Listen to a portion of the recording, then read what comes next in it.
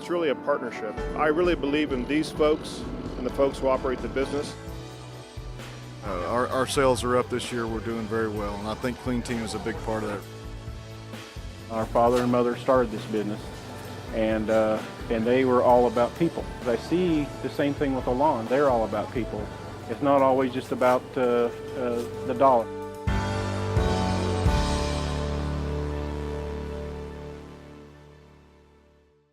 Despite presenting at a conference heavily influenced by the outcome of the presidential election, Tom Kloza of Opus chose to stand his ground on an oil forecast that differs from many of the talking heads on television. If we are not producing more oil 4 years from now, and not less dependent on foreign oil 4 years from now, I will dress up in one of those white unitards that you had those people at the Citgo thing, and I will appear on this stage.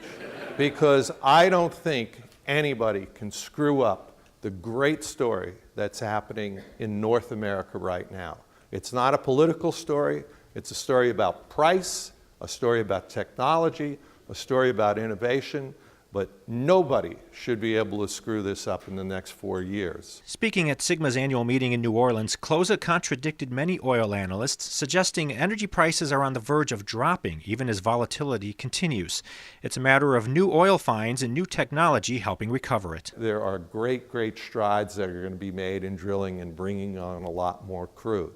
So I think it's a great sort of North American situation for the next few years. And by the way, it's not something the president can take credit for, although I'm sure they will. But, and it wasn't even anything that either candidate, when they talked about energy independence, could accurately talk about. We're not going to be energy independent. We're just going to be a lot less dependent. We're still going to be importing crude oil, obviously from Canada, and from Mexico, and from Venezuela, and probably from Saudi Arabia, if for no other reason than the Saudis have a 50% interest in Motiva. So, not energy independent, but Kloza does go so far as to cite analysts who say the United States could conceivably be a net exporter of crude oil in the next 8 years. Exports of crude oil from the United States on a de facto basis are basically impossible, or basically illegal. One can get export licenses, but I don't see that happening in a Democratic administration, and I wouldn't see it, quite frankly, happening in a Republican administration.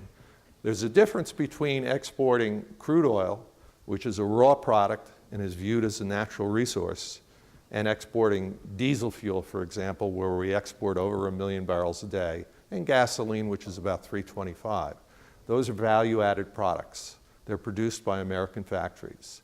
So to the public, there's a big difference. And I think it would really create a sea change in the public if we were to export crude. Even though a lot of the experts and the consultants I deal with believe that we will have the ability to export crude and be a net exporter, perhaps even, by the year 2020. Reporting for CSP, I'm Steve Holtz.